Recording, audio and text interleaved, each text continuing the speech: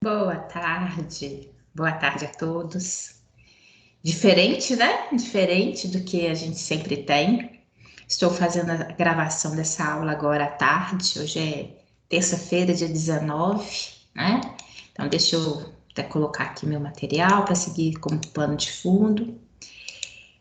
Quero chamar a atenção de vocês, essa situação atípica em virtude de ontem, né? Durante a nossa aula,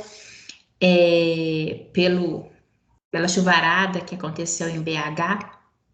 Primeiramente, o Teams, né? O meu Teams aqui caiu e de repente acho que foi uma oscilação de energia. O Teams caiu e depois foi um apagão geral, né? Enquanto eu tentava reiniciar aqui o computador, parou tudo e ficou super escuro.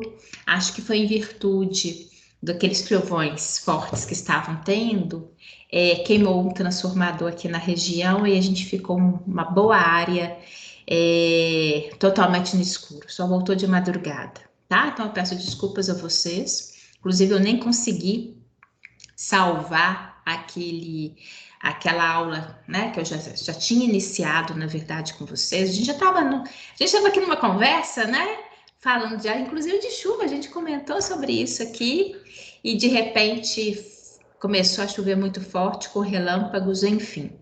Então, uma coisa que realmente, né, não tive ali como evitar. Então, vou, inclusive, passar aqui desde o início, tá? Inclusive, quem estava comigo ontem sabe, vão ouvir novamente aqui, porque eu acho até que tipo, eu não consegui realmente salvar a aula de ontem, mas de qualquer forma, eu acho que também dá uma continuidade, em termos de raciocínio, acho que fica até melhor também, né? Fica um vídeo único e mais didático, tá?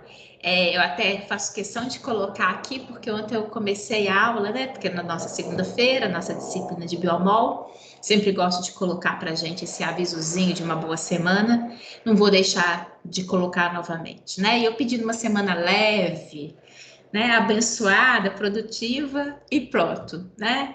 E interrompeu a aula e foi a primeira vez, assim, que inclusive não consegui retornar, né?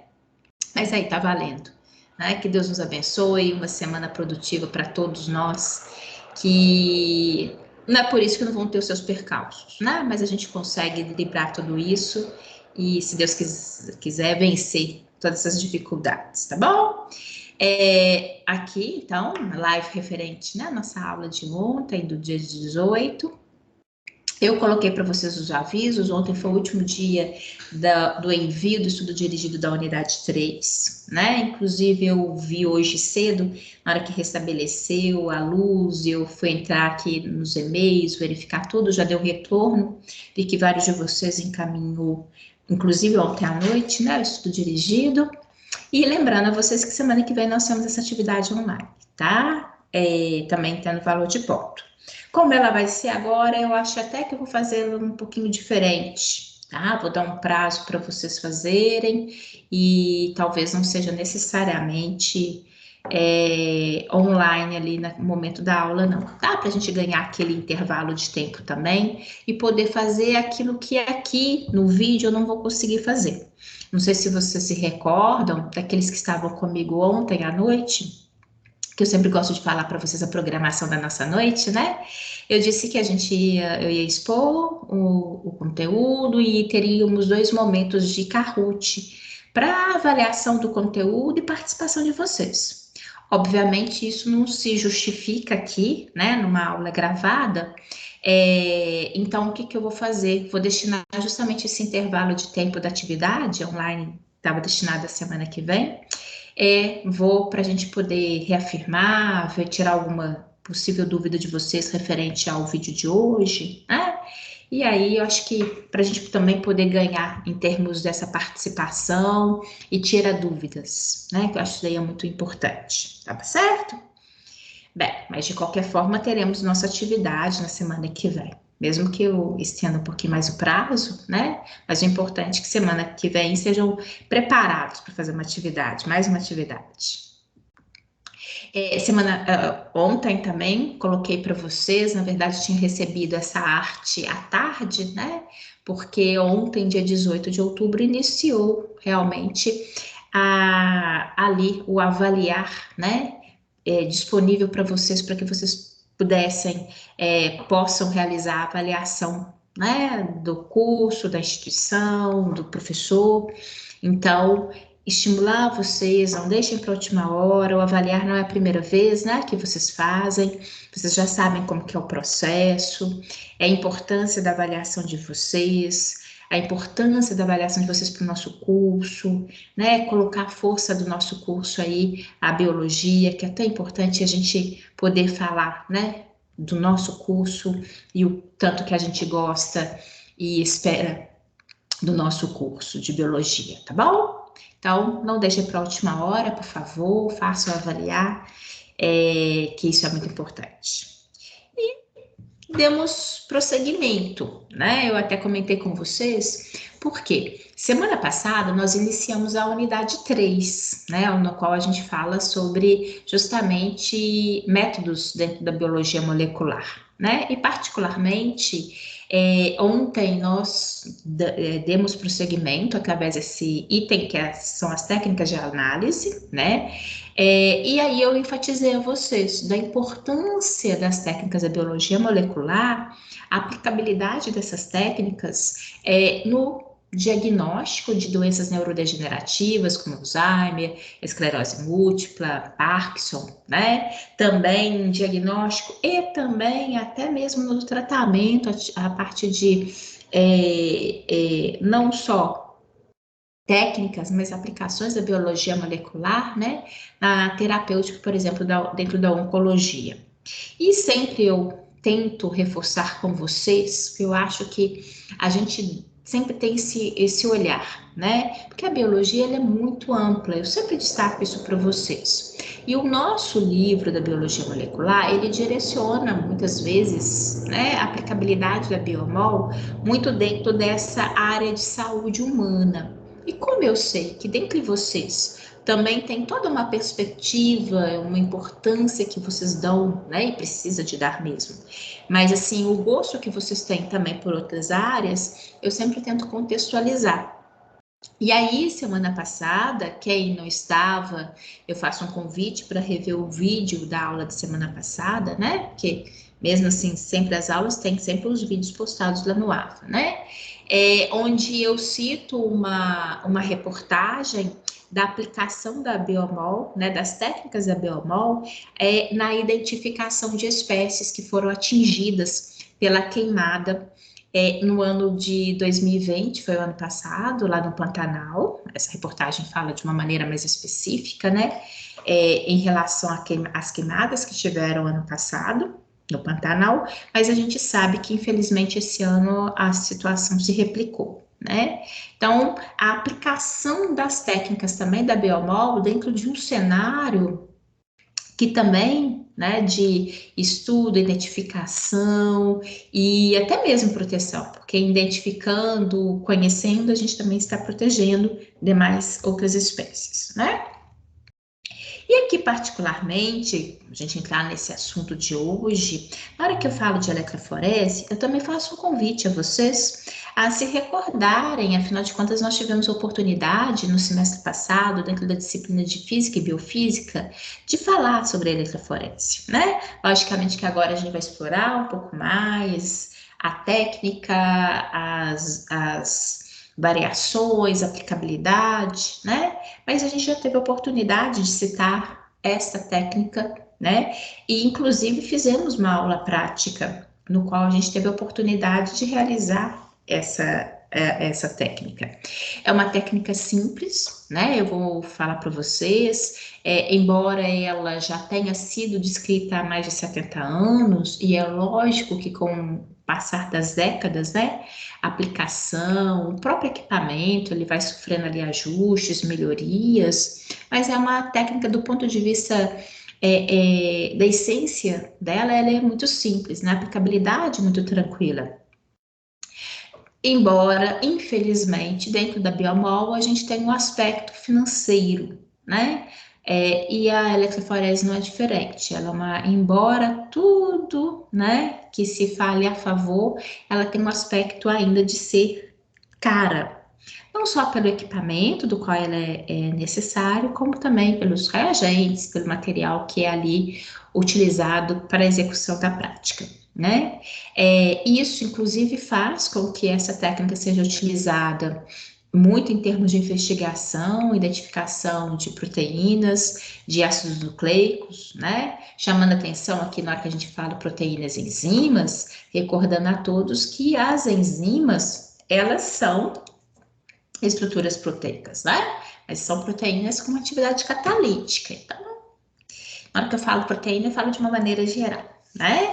E, logicamente, também a análise, né, ali de material genético, como DNA. Então, você consegue ali verificar, né, características do material genético, por exemplo, de um determinado indivíduo, e até mesmo fazer comparação, aplicação ali, até mesmo em termos de teste de paternidade. Então, são situações amplas, né?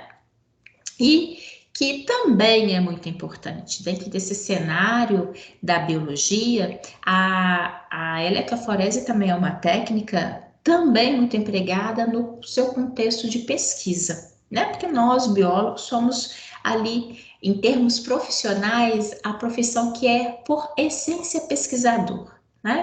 Então, não é diferente aqui no caso dessa técnica, é muito empregada também dentro desse contexto na área de pesquisa.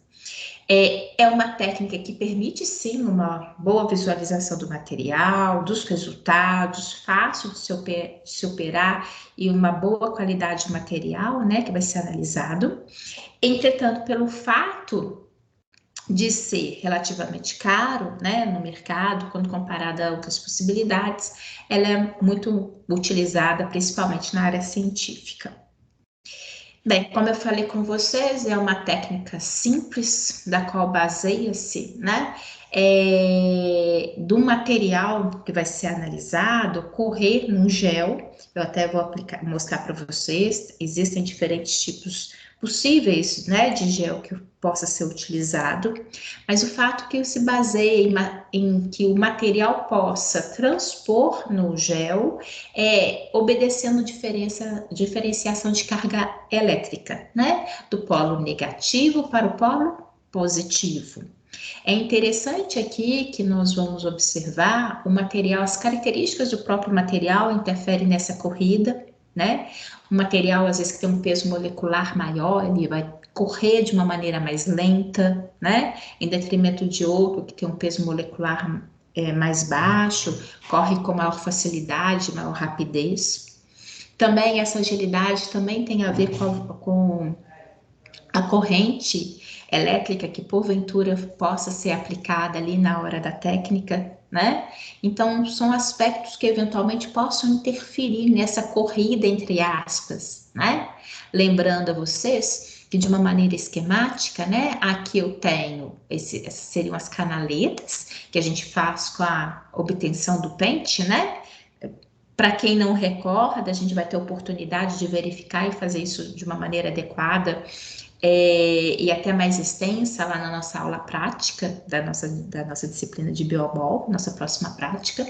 O fato é que a gente faz as canaletas, né, ali na hora que a gente está na construção do gel, a gente coloca as amostras em estudo e depois, na hora que a gente liga ali, né, o material, adiciona uma corrente elétrica aqui, uma voltagem, e aí o material vai correr do polo negativo para o polo positivo, né? E tudo isso embebido numa solução, que é considerada solução tampão, tá? Bem, é uma técnica, né, que realmente é fácil de operar, não tem maior dificuldade, a gente tem ali a própria elaboração do gel, é uma receitinha básica de bolo, onde a gente tem ali solução, a gente tem o material que é, né, o agarose, o poliacrilamida. O fato é que a gente leva, né, esse material a uma temperatura, né, ali utiliza o bico de Bunsen, ele dá uma aquecida e ele vai, né, numa fração de cerca de 10 minutos, esse gel vai se polimerizar. E importante que isso já seja realizado, já ocorra no substrato, né, para a formação desse gel. Isso tudo que eu estou aqui falando, contextualizando para a gente, mas que na verdade tem a ver, né, lá com a nossa prática que nós vamos realizar. Então, é algo que também é bom que eles se comunicam, a gente vai ter oportunidade também de verificar essas questões também dentro de uma aula prática, né? Como eu falei com vocês, nós podemos ter, né, a elaboração da técnica de eletroforese utilizando-se de 3 diferentes tipos de gel.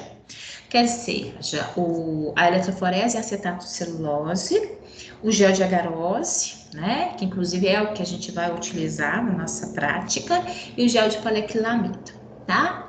Bem, Luciene, qual, né, desses 3 tipos de eletroforese, qual desses 3 tipos de gel é o mais indicado para que eu possa realizar? Ou por que que nós vamos utilizar o gel de agarose, né, no caso ali da nossa prática? Chama muita atenção de vocês, né? Mais uma vez, tem a oportunidade de frisar de que quando a gente vai realizar por exemplo, um experimento, e aí eu visualizo muito vocês, né? Imagine, daqui a pouco vocês são aí formados e tenho certeza que vários de vocês vão dar continuidade aos estudos, realizando ali um mestrado, né? Um doutorado. Eu tenho aluno que hoje já é doutor, né? A gente fica super orgulhoso. E com vocês não é diferente, né? Logicamente, obedecendo aí à vontade de cada um de vocês, mas entre de vocês a gente sabe que tem vários aí com perfil para realmente realizar mestrado, caminhar para a área de pesquisa, né? E com super capacidade todos vocês. Bem, como é que a gente define? Né? É muito importante o seguinte: antes de qualquer experimento, quando se vai realizar ali uma pesquisa, é fundamental realizar aquela revisão bibliográfica. Na hora que a gente fala isso, quem está aí já com vistas a TCC, né, sabe a trabalheira que é. É sim, é muita trabalheira, mas ao mesmo tempo, uma boa revisão bibliográfica, ela fundamenta a sua metodologia e te dá base a um bom experimento e depois uma excelente defesa perante a sua banca. Por que que eu estou falando disso? Porque a banca ela fala isso mesmo, né? Você apresenta ali a sua pesquisa, eles vão chegar e falar assim, mas por que que você usou esse gel? Por que que você não usou aquele outro gel, né? Bem, por quê? Porque, logicamente, no seu trabalho você vai ter o ineditismo, você vai realizar um trabalho que seja original. Mas, ao mesmo tempo, quando a maioria das vezes a gente tem uma proposta de um trabalho que seja original, sim, mas que a gente consegue, através da nossa revisão bibliográfica, obter outros trabalhos que trabalharam com espécies similares, que tiveram perguntas, né? Que possam ali ser condizentes com a sua pergunta também. Então, a gente pode se basear, né? Às vezes não só em um, mas vários outros trabalhos que nos ajuda a direcionar aquela escolha. Então, isso depende muito, reforçando a pergunta original, como eu escolho, né? De acordo com a sua amostra. Você vai trabalhar especificamente com o quê? Né? Então, para esse material, o que é mais indicado? Qual o tipo de gel que é mais indicado?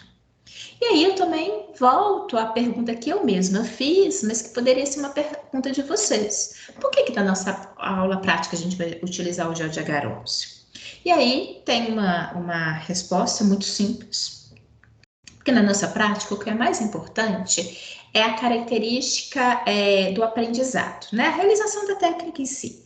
Observar como a gente realiza um gel, o equipamento, como eu realmente vou pipetar a amostra ali, como eu vou fazer as canaletas, ou seja, visualizar aquilo que é prático, aquilo que é técnico, não necessariamente pelo resultado em si, né? Bem, e o gel de agarose é um gel atóxico, ou seja, posso trabalhar com ele sem qualquer maior outra preocupação, né?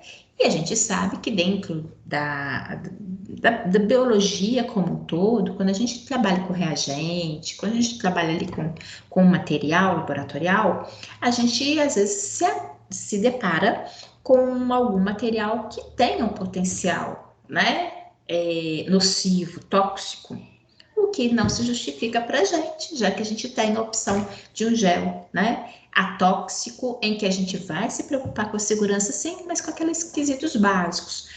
Os EPIs clássicos, calça comprida, sapato fechado, jaleco, né? Sempre ter cuidado com tudo, não ficar aspirando, mas ao mesmo tempo sabendo que eu estou manuseando algo que não me confere maiores preocupações, né? Então, isso daqui para a gente é muito importante. E diante disso, esse acetato de celulose, ele é o tipo, né, de eletroforese mais indicado quando você quer analisar estruturas proteicas e material relacionado a hemácias, né?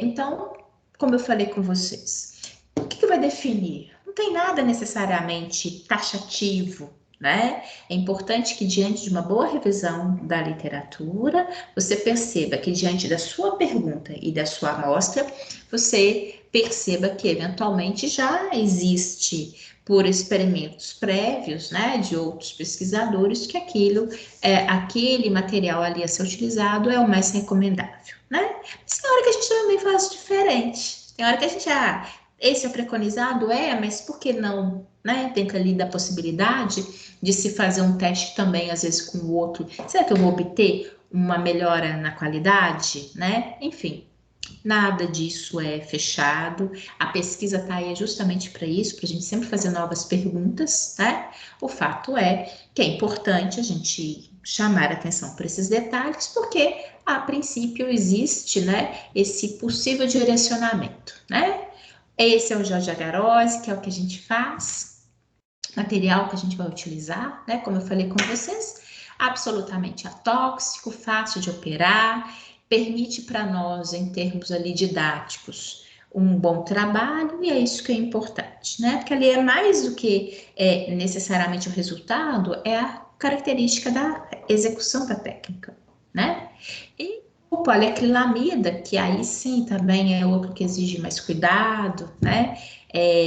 Potencial tóxico, ele é mais direcionado no caso de se trabalhar com materiais com macromoléculas, como o DNA, por exemplo, tá? E aqui dá para vocês perceberem, inclusive, porque esse aqui é um gel, né? Um gel que já foi corado, justamente para se observar ali o resultado da análise, né? A gente consegue verificar aqui diferentes bandas, áreas mais densamente coradas, áreas mais claras, né? Distinção, inclusive, entre diferentes amostras. Mas por que eu estou chamando a atenção de vocês? Porque aqui eu vejo um material que já foi corado. E é isso, né? A partir do momento que a gente executa a técnica e eu tenho ali o material correu, eu preciso de fazer a revelação. E essa revelação ela se torna possível utilizando-se de corantes.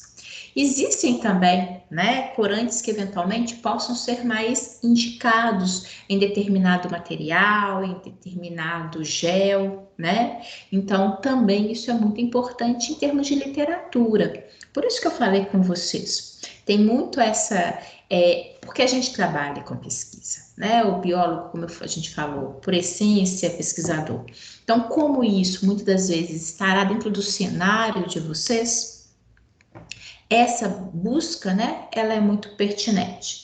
A não ser também que você possa executar essa técnica dentro, por exemplo, de um laboratório de análise, né? Então, normalmente, na maioria dos casos, já tem ali um protocolo estabelecido por aquele ambiente laboratorial. Isso também pode acontecer, mas também eles fizeram isso diante de práticas, né?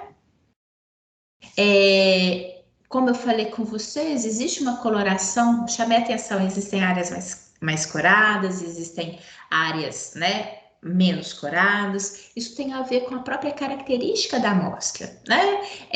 O fracionamento da amostra, áreas que têm ali uma maior quantidade de material em detrimento de outros, então existe, né, essa diferenciação da coloração.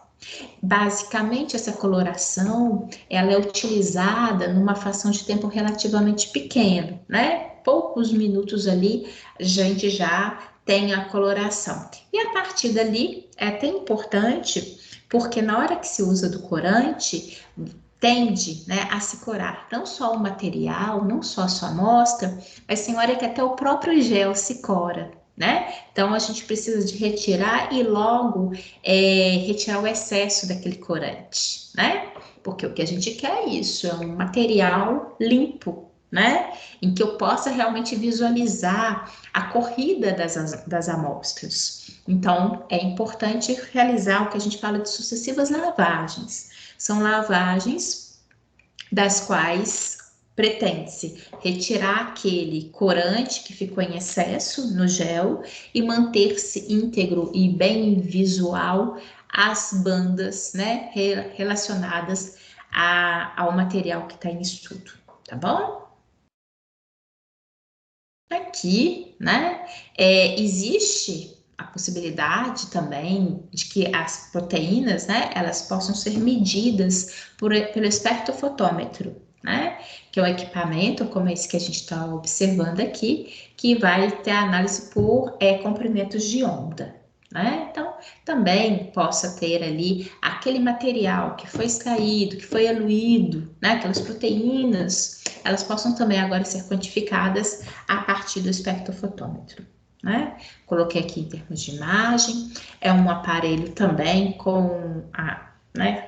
Como eu comentei com vocês no início, dentro da Biomol, os aparelhos, eles conferem, né, um valor ali, muitas vezes caro, o que às vezes dificulta a empregabilidade mais intensa no dia a dia, no ambiente, por exemplo, de diagnóstico, né? Existe também a técnica de densiometria, que ela vai permitir quantificar, né, também o material, ou seja, o material que está em análise. Né, ele normalmente ele é acoplado a um computador, né, para poder ali ter o resultado, né, quantificar aquele material que foi observado, que foi separado no gel de eletroforese, por exemplo, tá? Então, só aqui colocando para gente essas possibilidades, essa extensão em relação posteriormente à eletroforese, eu tenho não só uma análise do material, mas com a possibilidade, né, de inclusive quantificar aquele material que foi ali detectado, tá? Eu chamei a atenção de vocês para o fato da necessidade da coloração, né? E, inclusive, eu destaquei, olha, existem corantes que eventualmente sejam mais específicos para determinadas amostras, né? E aqui, como eu falei com vocês, a gente não tem como trabalhar dentro de um formato, né? Assim, retilíneo, existem possibilidades e ali a sua escolha ela vai ser muito associada com o levantamento bibliográfico, né? Ou com possibilidades que você também possa realizar. É muito comum quando a gente está em projetos de pesquisa que a gente faça ali testes piloto, onde às vezes a gente possa utilizar, né? Aqui no caso, posso utilizar mais de um corante com aquela mesma amostra e verificar depois qual que me confere um resultado mais satisfatório, né? Então, também isso é muito comum dentro de um cenário de pesquisa. A gente tem ali um pré-projeto, né? Onde a gente se permite fazer testes e, a partir daquela análise, realmente estabelecer qual que é a melhor metodologia, qual que é o melhor material, por exemplo, qual que é o melhor gel, qual que é o melhor corante, né? Bem, e aqui, mas aí a gente cita dentro do universo de possibilidades, por exemplo, na identificação de estruturas proteicas, tem o azul de bromofenol, o negro de amido, o poncel. Quando tem identificação de estruturas proteicas com a característica, né, catalítica, como no caso das enzimas, substratos enzimáticos específicos com pH ajustados também, são bem utilizados, ou seja, mais específicos. Quando se quer, né, identificação de material com características lipídicas, né? associados, por exemplo, lipoproteínas, por exemplo, corantes com afinidade por gordura, que é o Sudan Black, e o Fathead. E quando se quer, né, identificar material genético, o DNA, um ácido, um material como o DNA, o brometo de etídio, nitrato de prata e azul de metileno, tá? Então, são essas possibilidades, vocês percebem que de uma maneira geral você tem opções e qual melhor opção a escolher, né? Cabe então a você ali no seu pré-projeto, ou dentro da sua revisão bibliográfica, ou da expertise do orientador, né? Por isso que ele está ali do seu lado para poder te ajudar e te aconselhar nesses momentos, né? Como, né, que é a questão, eu já tinha citado anteriormente. Na verdade, eu até gosto muito de iniciar uma técnica, um procedimento, contextualizando da aplicabilidade dele. Então, esse exemplificando aqui do nosso livro didático, ele vai reforçar algo que, na verdade, a gente já tinha, ou já teve a oportunidade de falar no início da técnica propriamente dita, né? Existe sim uma grande importância da técnica de eletroforese, vias gerais, inclusive dentro desse cenário, né, levando-se em consideração a espécie humana, saúde, diagnóstico de doenças, né? E realmente um dos métodos, um dos materiais que são amplamente utilizados como no estudo, utilizando-se da eletroforese, são as patologias associadas também ao tecido sanguíneo, que são as hemoglobinopatias, tá? É outra aplicabilidade que também confere aí com o uso dessa técnica. Bem, a avaliação do lipidograma, né, ou seja, a avaliação se colhe a partir ali, justamente ali do material sanguíneo, né, a importância na avaliação do aspecto do soro, índices de risco para diferentes patologias, né, inclusive associada à esclerose múltipla. Né? Hoje em dia se tem essa associação, às vezes com determinados índices, né, ali de análise sanguínea, dá uma maior perspectiva ou possibilidade maior do indivíduo vir a desenvolver uma determinada doença de futuro, né? De acordo com a patologia investigada, poder associar a dosagem, né, de apoproteínas e lipoproteínas diversificadas. Bem, situações normais, né, onde pode-se verificar o perfil lipídico de um determinado paciente e é necessário ali fazer as dosagens de colesterol. Colesterol total, LDL, que é o mau colesterol, HDL, que é o bom colesterol, a análise de glicerídeos, né? Então, eventualmente, no indivíduo saudável, no indivíduo que ali no dia a dia não se justifica, né? Eu não preciso fazer eletroforese de lipoproteína. Eu vou cair dentro de um cenário de exame sanguíneo comum, porque é muito mais barato, né? Então, é aquilo que a gente falou inicialmente. Existe aplicabilidade, existe de fato, né? A valorização da técnica para determinadas situações, mas quando eu comparo, às vezes, né, situações diferentes, tem hora que, obviamente, eu vou fugir dessa técnica, porque não se justifica pagar mais caro, já que eu tenho outras vias de análise, né? Mas, logicamente, quando se tem uma justificativa, quando se de repente já tem uma tendência naquele eixo familiar, né? Quando tem algo que realmente venha direcionar, justifica-se, sim, a empregabilidade de uma técnica, né? Mais cara, mas que eventualmente possa direcionar de uma maneira mais específica, né? Eu aqui, né, são diferentes dali, quando a gente está ali no dia a dia ali com vocês, coisa que inclusive a gente vai explorar semana que vem no presencial, tá? Onde ali, eu inclusive peço a vocês, podem até servir, né? Tragam para a semana que vem, para a gente ter a possibilidade de discutir. Vocês podem peço aqui para vocês pesquisarem 2 trabalhos científicos que trabalham com a técnica de eletroforese de proteínas e listar quais são os objetivos desse trabalho, tá? E a proposta do uso da técnica naquele trabalho que você encontrou. Eu faço aqui, peço a pesquisa de 2 trabalhos, mas se você achar um só, ou se você achar 3, é muito bem-vindo.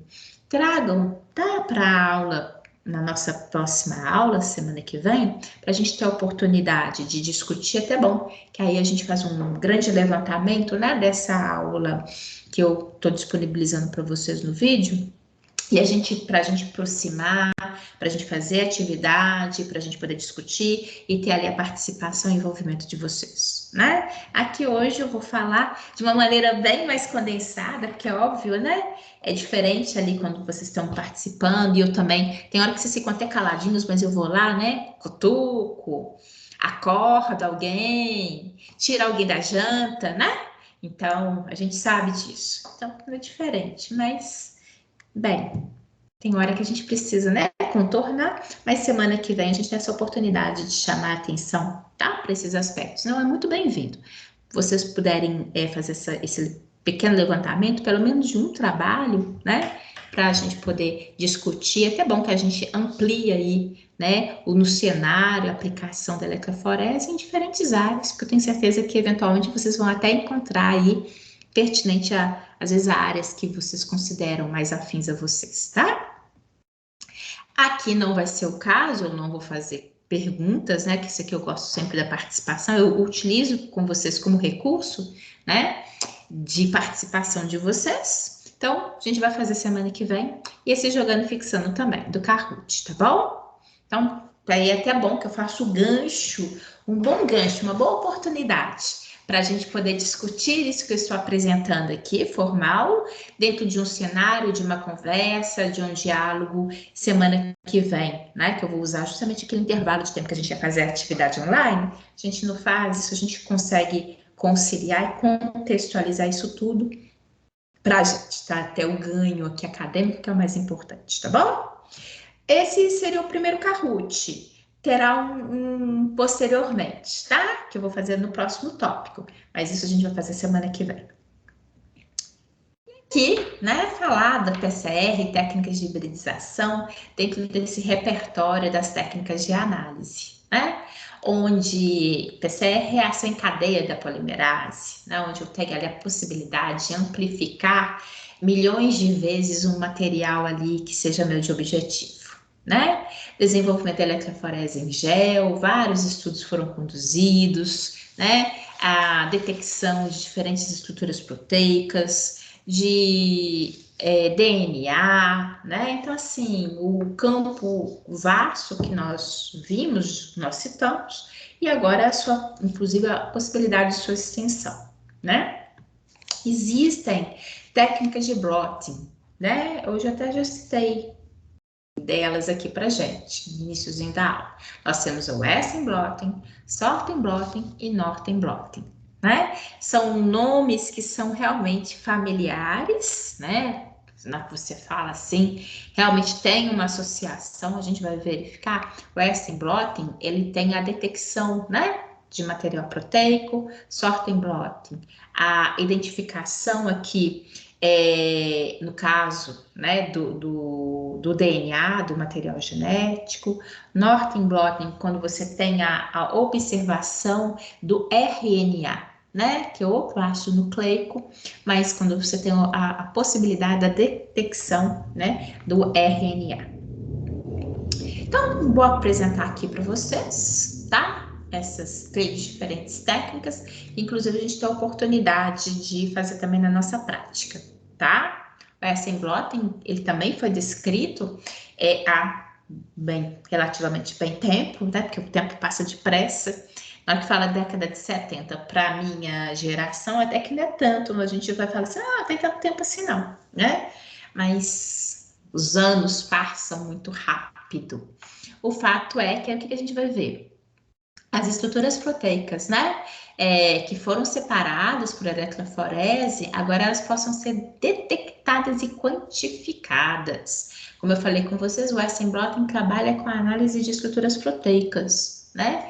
E é interessante que eu chamo a atenção de vocês que o que a gente vai verificar aqui é amplificação, né, em relação ali da eletroforese, e a gente vai utilizar daquele gel, daquele material, fazer como se fosse realmente um sanduíche, né? Literalmente. A técnica de Western blotting, ela vem trabalhando com imunodiagnóstico, tá? Ou seja, eu consigo fazer o diagnóstico associado, né, esse imunodiagnóstico, porque eu vou trabalhar com anticorpos, tá? Reduz significativamente essas reações cruzadas. Reação cruzada é quando, às vezes, eu estou fazendo a pesquisa do encontro de alguma coisa e eu acho que ele deu positivo, mas, na verdade, ele deu positivo não pelo encontro daquilo que eu estava perguntando, mas por algo similar, por algo que, eventualmente, né, possa conferir isso que a gente chama de reação cruzada. Então, aqui no caso específico do Western blotting, onde nós vamos utilizar de anticorpos primários, né, e secundários, esses anticorpos secundários vão ser marcados, né? Existe aqui um detector, uma enzima, tá? A qual ela vai ser detectada por uma luminescência, tá? Então, é interessante que no final das contas, aquela proteína que está sendo analisada, utilizando-se, né, de compostos dentro de um imunodiagnóstico, eu consigo visualizar a estrutura proteica por vias indiretas. Esse que é o grande detalhe, né? Também essa técnica ela é reconhecida como protein blotting ou imunoblotting. Você já deve ter ouvido falar, né? Mesmo porque quando a gente faz ali pesquisas, levantamentos, quando vê sobre uma técnica, aqui eletroforese, né? E aí vê, às vezes ali nos trabalhos, a gente percebe que eles vão citando também outras técnicas, né? E com certeza vocês já ouviram falar. É uma técnica importante dentro da biomol, usada nessa imunodetecção de proteínas após separação delas por eletroforese, tá? E isso se faz, por isso que eu falei com vocês que forma um sanduíche, né? Porque se utiliza transferência por membranas consideradas adsorventes. E eu vou mostrar daqui a pouco para vocês o que significa esse termo adsorvente. Até que vocês já saibam, até para outras, né, para outras disciplinas. Essa técnica de Western blotting, ela permite detectar, caracterizar e quantificar, tá? Proteínas, principalmente aquelas que estão em menores quantidades na amostra, tá bom? Aqui chamando a atenção no aspecto esquemático, onde você tem ali a proteína alvo, em que você tem, só que às vezes é difícil de detectá-la justamente por ela ser observada em pequena quantidade. Então, a gente vai utilizar anticorpo primário, a gente utiliza anticorpo secundário e, posteriormente, né, uma estrutura enzimática que, sob luminescência, dá para a gente identificar. Então, na hora que eu consigo identificar, é uma via indireta. O que eu estou identificando mesmo é a presença dessa estrutura proteica, né? Mas eu precisei disso daqui, dessa escadinha, né? Dessa possibilidade, desses aspectos, para realmente identificá-la de vias indiretas. Ela é uma técnica que evolui do sorting blotting, que é a detecção do material de DNA, inclusive por isso essa similaridade em termos de nome, né, de nomenclatura, como eu falei com vocês, tá bom?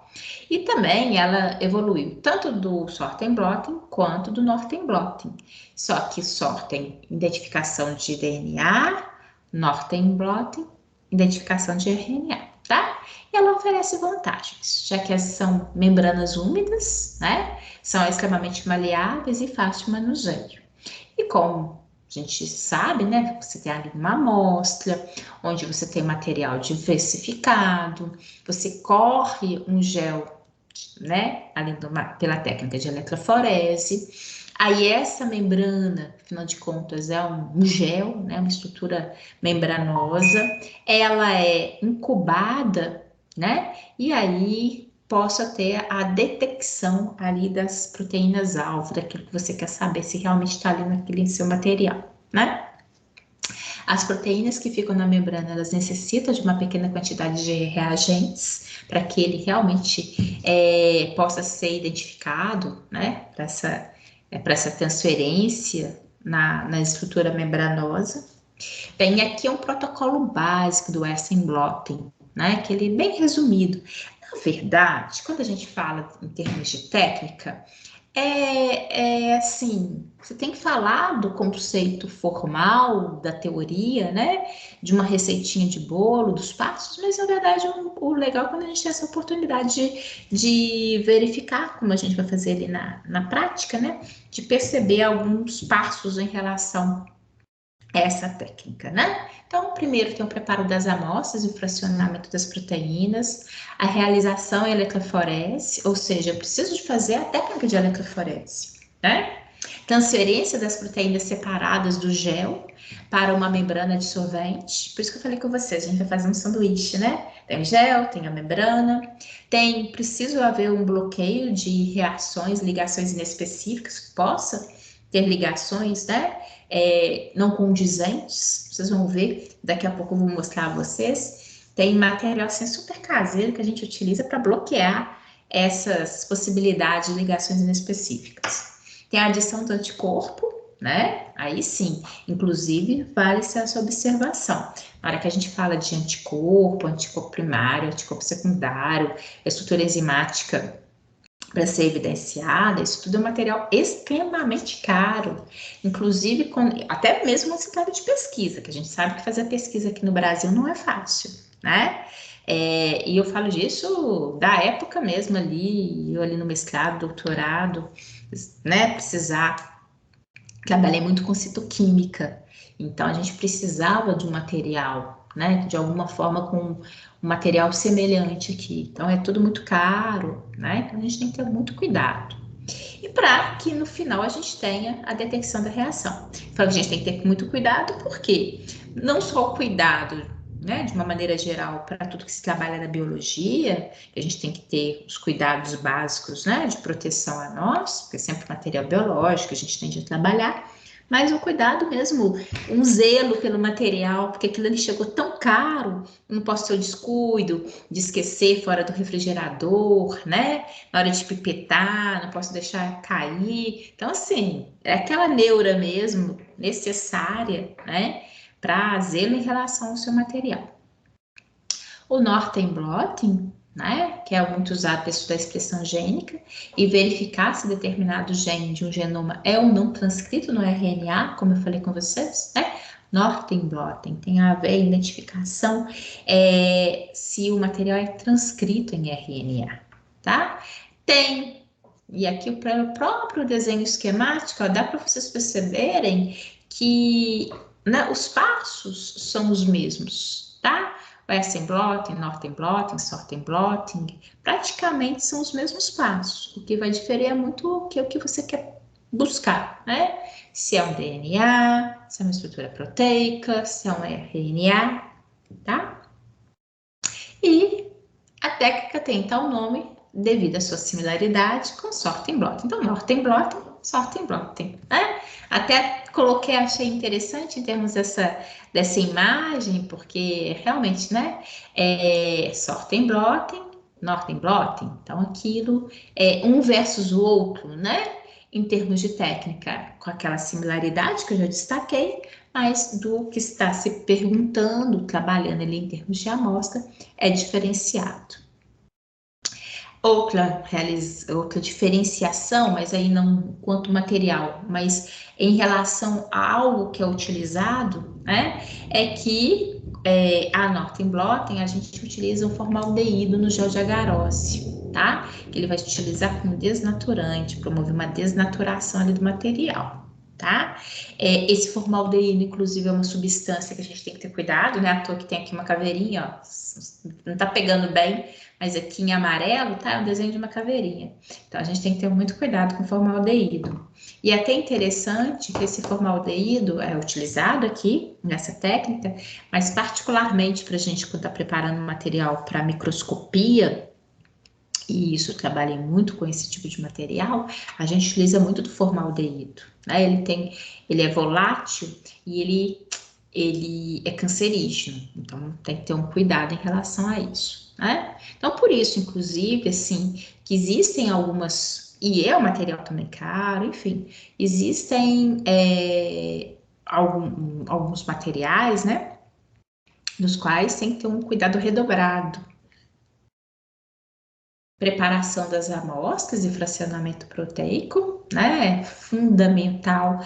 Aliás, todos os passos, né? Quando a gente fala de uma técnica, é fundamental que a gente tenha cuidado e zelo com todos os passos. São várias etapazinhas que vão sendo construídas, né?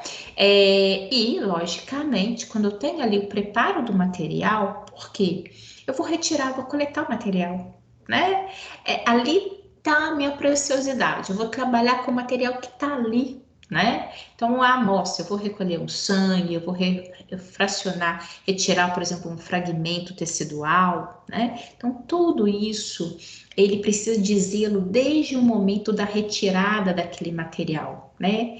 E você ter aquela amostra, preparo daquela amostra, né?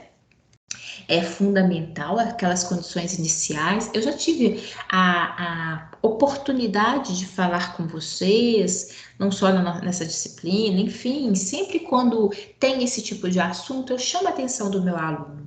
Quando eu vou retirar o material, quer seja ele recolhido de uma biópsia, né? Quer seja ele recolhido ali do paciente, quer seja aquele material que eu estou retirando de uma pesquisa que eu estou fazendo no ambiente laboratorial, né? Às vezes até de animais ali laboratoriais, não importa. O cuidado, aqui a gente tem que preparar, né? Tem que tanto preparar aquele meu material previamente, porque na hora que eu começo a retirar ele, quer seja do paciente, naquela situação diversificada, quer seja de biópsia ou não, eu tenho que estar tudo ali certinho, né? Porque ele é onde eu vou preservar. Eu tô professora, mas por que eu vou preocupar em preservar aquele material se eu estou preocupada com a proteína que está ali? Só que é a sua amostra, é o material que você vai extrair aquilo que você deseja, né? Se eu não tiver cuidado em preservar aquilo que está ali, você pode até ter um resultado negativo, ou você possa chegar a conclusões errôneas em função do início do seu protocolo, né? Esse cuidado aqui com as amostras, ele é fundamental, esse zelo inicial, né? Então, também, vou precisar fazer uma pesquisa utilizando de animais laboratoriais? Ok, ou esse modelo experimental adequado, né? Não é toda pesquisa que eu faço utilizando sempre os mesmos modelos experimentais, não. Existem animais que são mais sugestivos para determinado experimento, para determinada logística, né? Então, tudo isso é muito importante.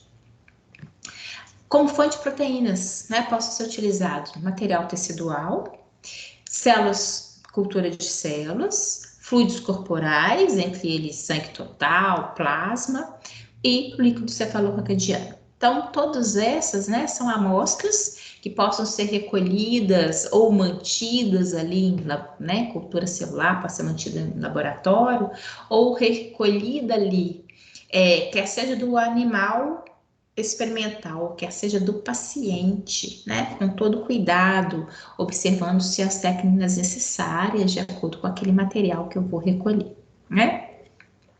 Também possam ser utilizados como estudo outros, né, outros tipos de materiais, como inclusive bactérias, vírus, né, vários micro-organismos que eventualmente possam ser motivo de estudo e aplicação ali das técnicas que nós estamos realizando, né? Isso obviamente depende ali da extensão, daquilo que você quer, daquela sua busca, o fato que possa ser utilizado dessas técnicas também para o estudo, né? Afinal de contas, é um material que tem ali material genético, tem proteína associado, né? Então, isso não é empecilho, é material que eventualmente eu posso utilizar, né, como referência ali, recolher material para análise das nossas técnicas da Biomol.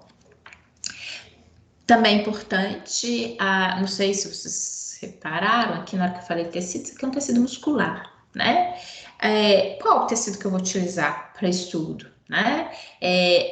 Quero estudo de estrutura proteica, mas eu vou retirar de qual tecido? Isso depende muito das características do próprio, né, indivíduo que você está ali em pesquisa. É um ser humano, é um animal, enfim.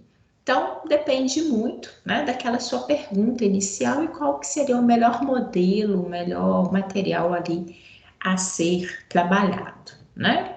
Afinal de contas, depende de qual proteína, onde que ela está, onde ela é observada, se é uma proteína presente, por exemplo, em estruturas celulares, em estruturas de membrana ou não, né? Então, tem que ter cuidado muito em recolher o material e imaginar que aquele seja o material adequado para o seu estudo. Importância para o resultado do procedimento, como eu falei com vocês, às vezes eu posso ter um resultado errôneo no final, depois de tanto tempo, às vezes de meses de trabalho e dedicação, mas por quê? Algum descuido na retirada ali inicial do meu material, da minha amostra, né?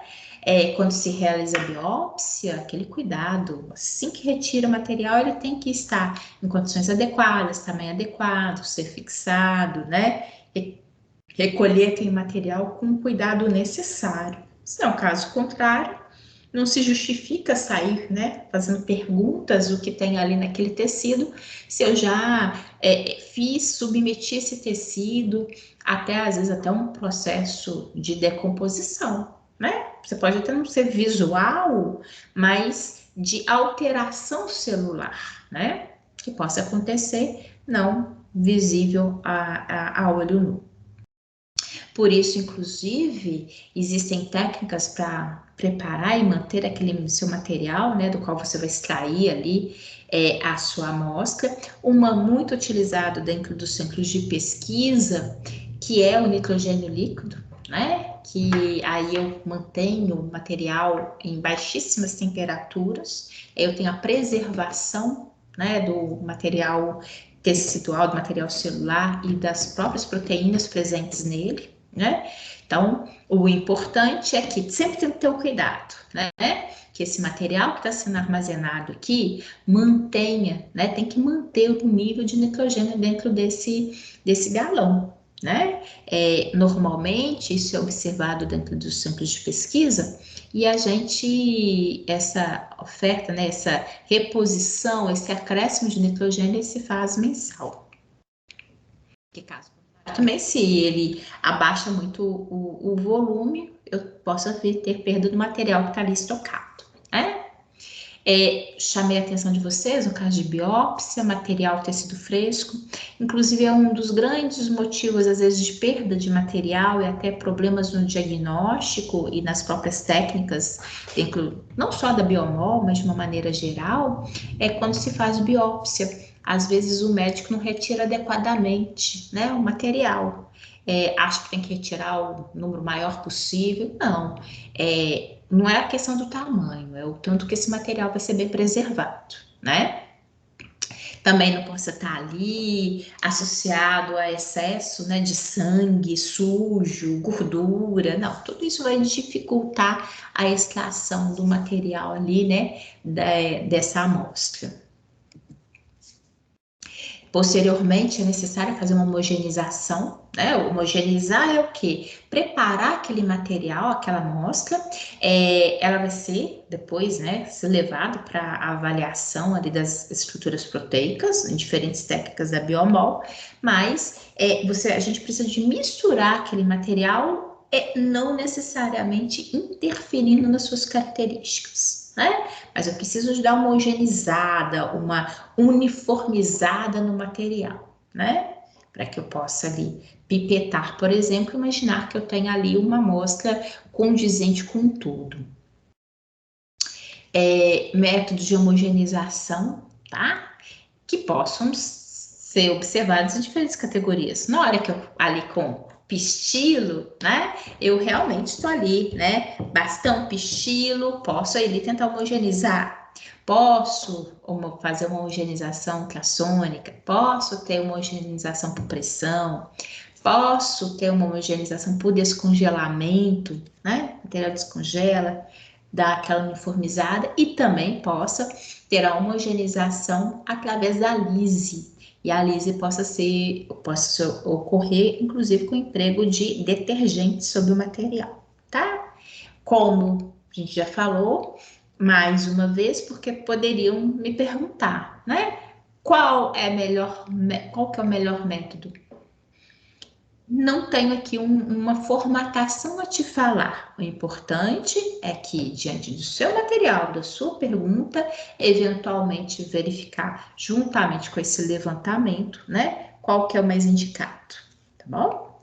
E é importante, gente, porque, como eu falei com vocês, muito comum ali na banca, na hora que a gente está numa defesa de tese, por exemplo, eles perguntam, mas por que que você fez a lavagem do material 5 vezes em álcool 70?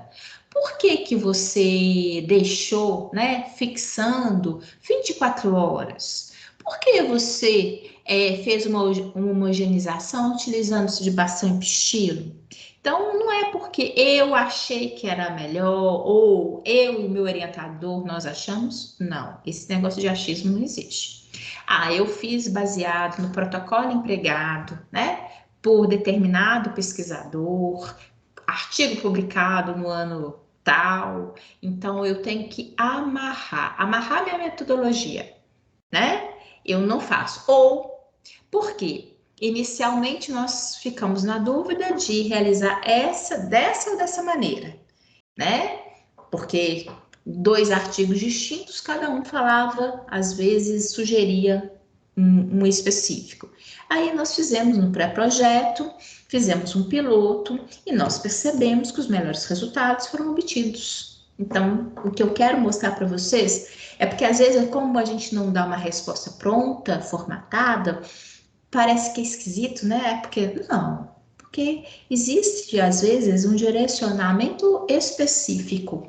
E isso tudo não vai ser também baseado no achismo ou no sorteio, né? Eu fiz isso daqui porque eu coloquei ali na cumbuquinha, é o que saiu. Obviamente não, né? Nada disso é justificativa dentro de um eixo que seja sustentado pela ciência. pH do material, das amostras que vão ser coletadas é fundamental. Aquilo que a gente fala lá no CMC, no iniciozinho do curso, né? Onde eu tenho ali, preciso de ter avaliação do pH, avaliação do pH, na verdade, de tudo, inclusive das substâncias que a gente utiliza nas técnicas, né? Do pH daquela solução que vai ser contida a minha amostra, que retirou o material ali da biópsia. Então, tudo isso, o pH é importante. Por quê? Se o pH tiver alteração, tá ácido ou tá neutro, né, eu posso interferir na minha amostra, consequentemente nas células que estão ali presentes, naquele material, naquela proteína, naquele ácido nucleico que está ali presente na minha amostra, né? É muito cheio de detalhes. Sempre, gente, quando a gente fala das técnicas, né? Na hora que a gente fala dentro da biologia, são detalhes que são importantes, né? Às vezes, na hora que a gente. É engraçado que quando a gente está na pós-graduação, até a hora que a gente cai muito nesse, né? Deixa eu ver o tamanho do seu mestrado, né? Do volume. Esse é mais grosso. A gente fica querendo comparar, às vezes, o trabalho em função ali de excesso ou não de material que está ali. Não é isso, né? Até naquele que eventualmente não tem um volume muito extenso, o mais importante, e às vezes que está ali, não registra todo o trabalho que foi realizado, né? É impressionante isso. Uma coisa que eu falei com vocês hoje, durante aquela elaboração, né, como foi assim, um sanduíche, onde a gente utiliza de membranas adsorventes. Falei assim, lá adiante eu vou mostrar para vocês, né, o que é essa membrana adsorvente. E é isso que eu coloco aqui para vocês. O que é adsorção, né? Partículas líquidas ou gasosas, elas podem ficar retidas numa superfície de sólidos, tá? Caso eles sejam porosos, a capacidade de absorção aumenta ainda mais. Então, o carvão aqui, inclusive, é um exemplo, né, uma imagem de um carvão que ele possa ser empregado, inclusive dentro da ecologia, né, na limpeza ali de determinados ambientes, onde ele promove a dissorção de material, ele possa ser adsolvido, ficar impregnado aquela estrutura. E existem membranas adsorventes com esse mesmo objetivo. Aqui é uma membrana de transferência, porque ela promove com que aquele material que é seu objetivo, né? A estrutura proteica, o RNA, o DNA, ele possa ser transferido para essa malha, para essa membrana. E aqui, ó, porque você tem, né, uma estrutura membranosa, e aqui quando a gente leva a microscopia, a gente consegue verificar ali as ranhuras, né?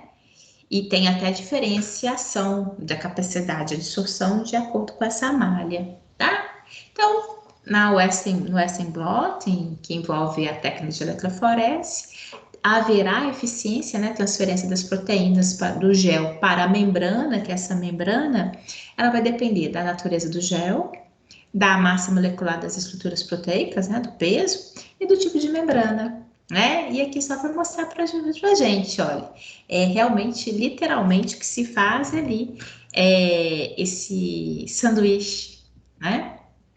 A membrana mais utilizada de uma maneira geral é a membrana de nitrocelulose, tá? Tem uma boa eficiência ali para que as estruturas proteicas se associem a ela, né? Fiquem grudadas a ela, tá? Existem diferentes formas para compra dessa membrana de nitrocelulose, ou eu compro um rolo, né? Grande, posso fazer ali, trabalhar em laboratório de acordo com o tamanho e o formato que eu desejo. Também possa já comprar, né, no formato específico, quadradinho, circular, enfim, né? Isso vai muito ali no laboratório, para que você vai usar, enfim, né? Até mesmo a rotatividade do material, né? Aqui é uma membrana de nitrocelulose, que ela foi corada por pincel, né? E eu consigo verificar aqui, houve a transferência daquele material para estrutura membranosa. Aqui, quando eu exemplifiquei para vocês o carvão, que tem essa capacidade também de adsorção, né? Lógico que a gente não vai usar carvão numa técnica da biomol, mas nesse conceito de adsorção é o que o carvão faz, essa capacidade, né? Quando ele é colocado, por exemplo, em um ambiente com água poluída, tá? Ele consegue dissolver, né? Limpar a água. Aqui é até um exemplo, ó, né? De uma água bem suja, onde houve a dissorção, e eu consigo verificar agora uma água translúcida. Bem, o equipamento de eletroblotting, que é muito semelhante ao que a gente observa lá dentro daquele conceito de eletroforese, onde eu tenho diferenciação também de cargas elétricas, né? Polo positivo e negativo, mas aqui a gente vai fazer esse sanduíche e o material vai ficar submerso aqui, tá? Essa transferência para a membrana normalmente de nitrocelulose, tá? Uma vantagem realmente é a velocidade da transferência, uma transferência que deva ser mais rápida e, consequentemente, completa, né? E a membrana fica completamente imersa aqui na solução tampão. Bloqueio, lembra que eu falei com vocês que a gente tem a necessidade de fazer o bloqueio para evitar ligações inespecíficas? E até comentei com vocês, tem uma substância que a gente utiliza como bloqueio, que é bem doméstica, né? Bem caseira, esse daqui, ó, leite desnatado, tá? Posso também utilizar o sorobumina bovina, o Twin 20, que é um detergente, e também o Triton X100. O fato é que eles são eficientes, tá? De ligações inespecíficas. Da mesma forma, volto à mesma pergunta: qual é o melhor? Utilizando-se aquele que deva ser mais utilizado ali no seu protocolo, tá bom?